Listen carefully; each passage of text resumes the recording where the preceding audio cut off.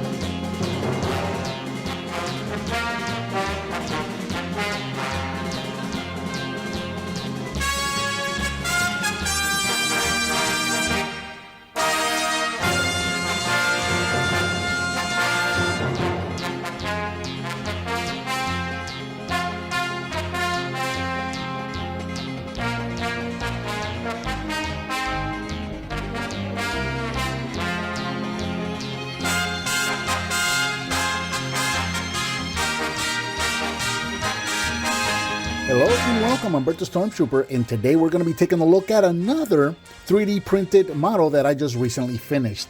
This is Deathpunch, which is based on Mazinger, and I love this toy. This is another model from Toymakr3D. Now, this one is not free, but the file is only about $15. And Mazinger, you guys have heard me talk about Mazinger on the channel before. He was my favorite robot growing up. I had to get him. So I'll put a link to where you can download this file down in the description. Go check out Toymakr3D. I'm not affiliated with them in any way. They're not sponsoring me. They're not doing any of that. They're just a website that I was introduced to by fellow Transformer and 3D printing enthusiast Fire Talks. You guys know my friend Fire Talks. He introduced me to this website, and they got some really good stuff. And we've been going crazy. Fire Talks and Larkin and myself, all three of us have been just going crazy printing everything we can off that site because it's just so good. So go check them out. Again, I'll leave a description down or a link down in the description. Mazinger. So again, because this is a my guess is because this is a file you have to pay for. It's not an exact Mazinger, but rather a robot based on Mazinger. And what they did come up with here is very interesting because it's kind of an amalgamation of different things. So the body itself seems like it's based on the original Mazinger Z. However, you saw at the beginning of the video, the wings that can be attached are more based on the scramble dash that was Great Mazinger's wings. And then you've got the articulated head with the opening mouth, which is more from Mazinger Zero. So they actually did a really cool thing here where they took different elements from different robots and put them all together. And of course, some liberties are taken, like the legs or the hips, the midsection and the legs are all more squared rather than round like a typical Mazinger would be. Just a really cool, fresh take on the whole Mazinger design, and I really dig it. Now, again, I did something different here, and this is the cool thing about this website and the files that you can get off of it, is that all of the parts are separated by color, right? So you don't have to go by the colors that they go off of.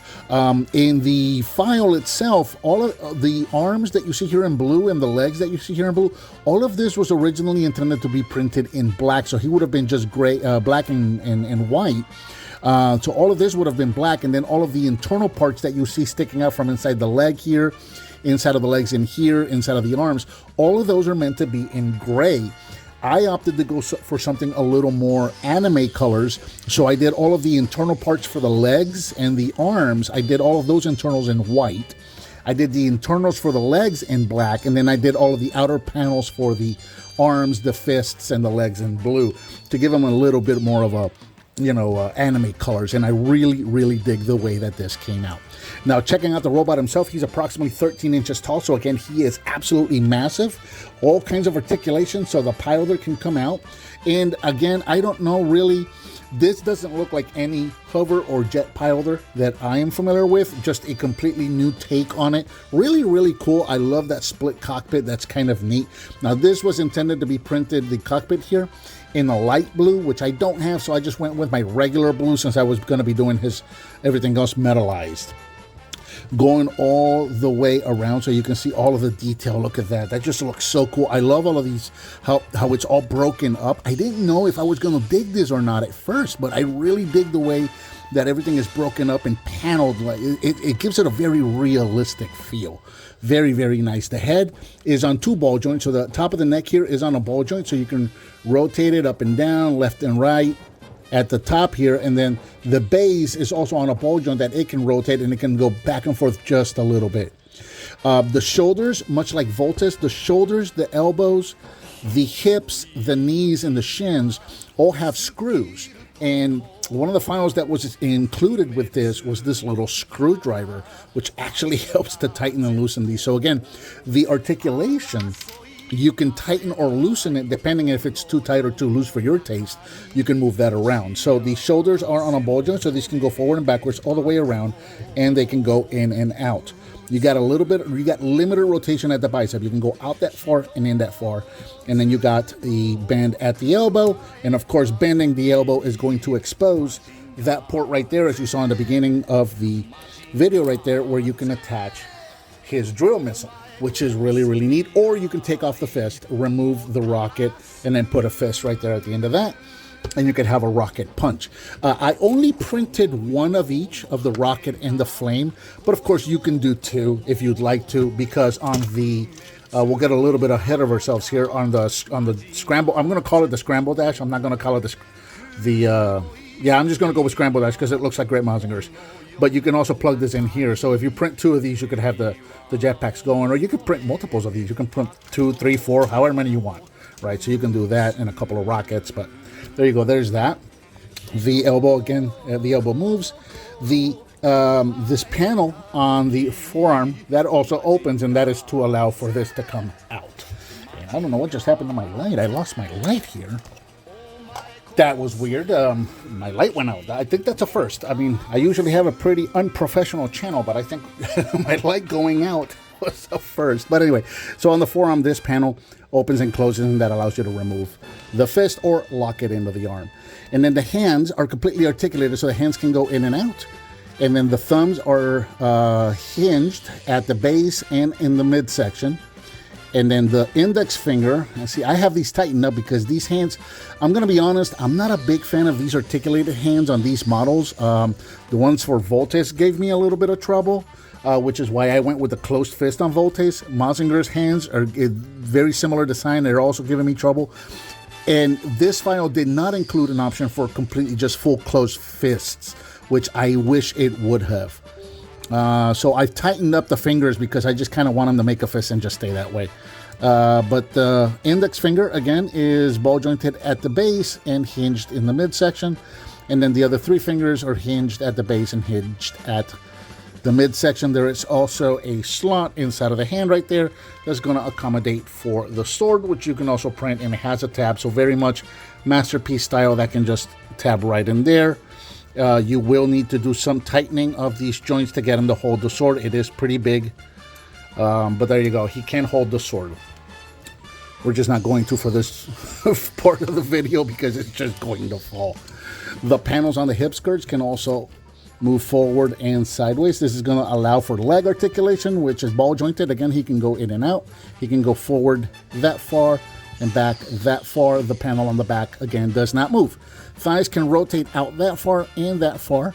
You have a double jointed knee. Check this out. So you got 90 on this one, and you got another 90 on that one there. So you can actually move this leg back pretty far, and I love the way that it fills in when you bend it. That's pretty nice. And of course, the ankles are ball jointed, so you got some forward and backwards and in and out. And I believe these also have screws on them, so you can loosen or tighten these as you need. So that's all pretty neat. A fantastic looking figure. A couple of quick comparisons, and then we'll put his jet scrander on. Here he is with the previous model that I printed, Voltes 5, which is considerably bigger. I think Voltes is the bigger of all of these robots that I'm currently printing. I think Voltes is going to be the tallest one. So there you go. So you can see what the two of them look like together. And for those folks that are more familiar with my channel, here they are with a G1 Optimus Prime. So you can see when I say they are absolutely massive, these robots are absolutely massive. It's just so neat that you can just print it. This guy was free. This guy was free, and this file was $14. You know, it's just so neat that you can kind of just, with technology now and 3D printing and whatnot, you can just kind of make your own toys. It's just so cool. Fully articulated 13, 14-inch robots. It's just so neat. So the jet scrander or scramble dash, these can also mount to the back. There's 2 ports right there on the back, and we got a couple of screws right here. Now you saw there's also this little handle piece right here that you can flip out, and you got ports on the side of the arms right there. You saw in the beginning of the video, you can use this as a shield as well, or you can go ahead and just flip that down, and then you can mount this on and use the screws to secure it in place. And once you do that, you can put the wings down. And with this one, you really don't need the screwdriver. I mean, you can if you want, but they mount in there pretty securely. Bring the wings down, and there you go. Now he's got his scramble dash, jet scrander, scramble dash, call it whatever you want. This is it's a Not-MAZINGER toy, so you can call it whatever you want. The sword can also store. This I thought was really neat. The wing or the stabilizer on the scrander, you got a slot on the wing, so this will actually mount right there. So that actually makes for cool storage right back there. Or you can, again, just have him hold it, which is what we're going to do for the exit on this video. So I'm having so much fun just printing stuff. This is probably one of the most fun Christmas gifts I've ever gotten, was this 3D printer. And having friends that are into the 3D printing business, like Larkin and Fire Talks, it's just been very helpful. They've been very helpful. They've helped me out a lot. They've pointed me in a lot of right directions. And now I get to do stuff like this. Highly, highly, highly recommended. If you have a 3D printer, or you have the means to get somebody to print something for you, and you're into these old Japanese Toei robots, go check out Toymakr3D, because half of their robots are free.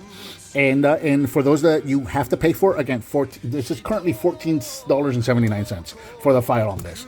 So, I mean, come on, it's a no-brainer. It's just absolutely fantastic. So, I think that about does it for the Toymakr3D Deathpunch, or Not-MAZINGER. Again, what did you think of this figure? Let me know down in the comments. Thank you so much for watching, and I'll talk to you next time.